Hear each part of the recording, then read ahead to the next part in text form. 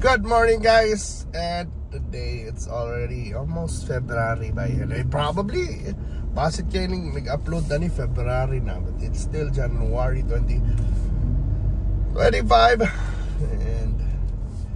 And today we're just gonna talk about, little things like business, diba? So kumusta naman, guys? Kumusta na mo? And recently I was in Manila, diba? And I guess I saw these stalls called, Lawson, di ba? Kaya yung Lawson, by. So, muna na siya 7-Eleven, mga convenience store, ba? The convenience store phenomena. Way back, when I was a child, wala pa yung 7-Eleven, there is a 2A.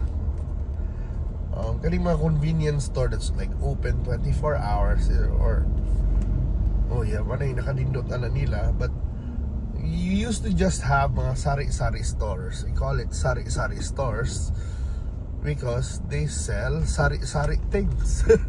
So they sell different things, like from soaps to canned goods to candies to coffee, diba? Instant coffee, milk, kasagaran pamalito na to, diba? Asin, asukar, mantika.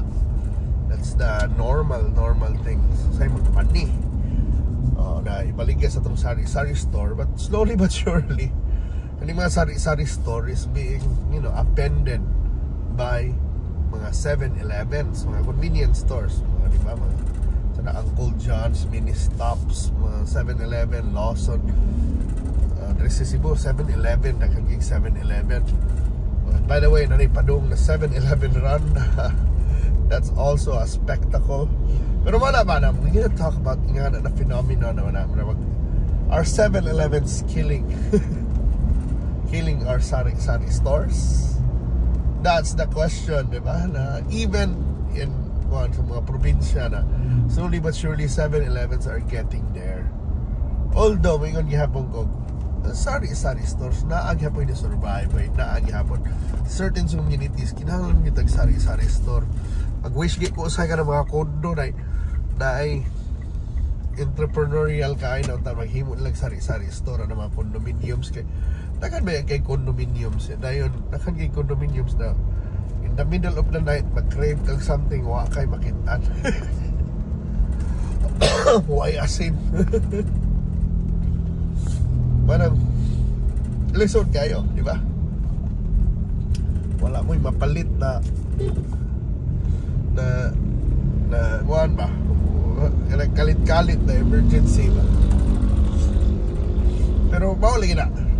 Slowly but surely 7-Eleven na, while mga sari-sari store now offer services also na dili wala sa ila traditionally, like of course kanang load o lalaman na, di ba, sa 7-Eleven di ka load lang o, di ba, you can do banking in 7-Eleven, you can do sila mga payment kiosk ba, you can pay your bills, you can pay a lot there, you can pay utilities at 7-Eleven, you can pay tanan halos tanan na tubig, kuryente,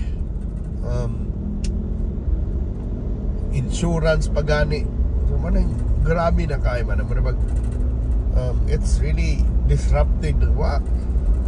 Although na pa yung mga gagmay 7-Elevens, of course, mga subdivision for example, and mga remote communities, but slowly but surely malagi sa kanang sa syudad na yun, I think ang 7-Elevens are the natural born killers of our sari-sari store.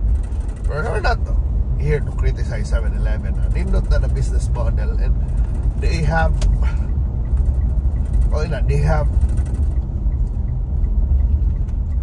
offered services that's very useful sa modern person, kaya bang karuna generation, diba? From load lagi. Do you know you can buy gaming? Na yung mga game na you can may Google games, Google na you can buy like items via 7-Eleven. Di ba alam na ka ng mga bata na may credit card, di ba? Ayaman, magwala lang credit cards, kinikada, di mga games na pwede rin yung bayran sa 7-Eleven. Google services can be bought, can be paid sa 7-Eleven. That's crazy, amazing. Kaya di mo na mabuhat, di mo sari-sari store. Naghanggang pwede lang yan, magkuyaw na kayo. Kuyaw kayo.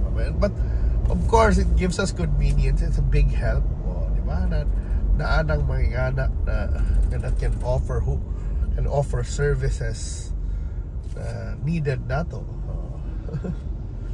Nabi na karon online na lang yung generasyon. So pwede yun. Ang 7-Eleven na pagin app called Click App. So muna ngayon ko ba na dako na tiya, if your town has a 7-Eleven, muna magdako na step forward. So na maghuwat na makaingon ta ko imong town, big time na imong town na Jollibee. Well, magsugod sa na may 7-Eleven, di ba? Kung nanay mag 7-Eleven diha.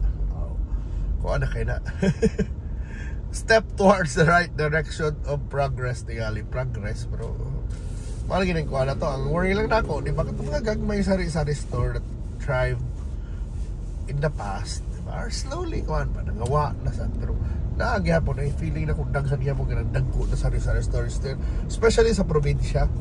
O, di ba, eh, naku na demand ko ng Red Horse, Ginebra, and I think sa Kulafo na sari-sari stores to make you happy or keep you happy or keep you sane. O, di ba? Ikaw, kayo mga sari-sari store experience. Ako, lagi ko experience sari-sari store because when I was younger, we have a sari-sari store. We had a sari-sari store dito sa Mumbai, sa Manawa. Then eventually, we had a sari-sari store in Bohol when we moved to Hagna, Bohol. So, nami sari-sari store. Gamay na ko. Pero, maligya gyapon ba? Dito ko nakaton og kwenta-kwenta. Pag abot na ko elementary, eskwela na ko. Bahay na kayo ko ng fractions. Bahay na kayo kong addition, subtraction. Kay, even multiplication. Kay, I've been doing it. Kaya magpabantayon man sa usay tindahan. So, makaton kag kwenta, makaton kag sukli. Wanang man mo yung maayong math ang incheck. Of course, mamayo ng math ang incheck kung na yung tindahan. Labi na kung nasa yung tindahan. Kay, nagmath na ka, pa kay buot. Anad na kay ka, marang na-memorize na di mo unsaon ng mga 5 times 2. Mga madali na kayo. Tag 5 ang usta. Mas grabe ito sa among panahon. Yan among utay, tag 25 stabos pa. 5 stabos. 75 ka namang nga na weird price, baka fraction yun, di ba? Kay 1/3, 1/4, 1/2, mamaya na. So, kasabot na kagbuak-buak. So, it was kuan ba, gamit kayo. Even karon yung tag-calculator na mga tapat, still lang mo bandili mo na mag-calculator. Kung hindi lang calculator, ron pag yun na nimo. O, pwede, para di kung daghan kayo gipalit. Pero that's a point ba na kanang may ngana ba na may buta inherently may mo kanang mga may kunog math or even problem solving gamit ng may tindahan. So it would be nice na tanan na to na gagmay na negosyo or gamay na tindahan. Lamin na kung namoy mga bata. Although malagi na namoy 7-Eleven. Pero yes, kung ano hapon na ba na it might sound funny or something more anecdotal niya na kung ano something auto hindi man mo adjust kaya kung lisa ng motor pero kung saan yung motor ganda si wheel man pero but it's fun na sometimes it's more fun na naingana it's more maka-realize ka na yung mga weird na kung ano. Okay, Red Bull. Hello, Red Bull girls. So, di ba ka na mga katang sila libreng Red Bull. Pero mga na ba na? Ayan ka na, baligya sana sa mga 7-Eleven. Pero mga na yung kuha ko na that's interesting thing na murag 7-Eleven ang istoryahan. But, so, basig-basig, mga na ba? The rise of 7-Eleven might lead to mubanga og mat ang mga tao. It could be. Di ba? Dili na. Kung ano yung mga tindahan. Pero anyway, yes, it's a funny thing. Pero mauna ko ingon man, we might have a crazy topic. Pero mauna to noon kay in fact, I'm on my way to a 7-Eleven. Mauna na kay I'm gonna pay something. Di ba? You can,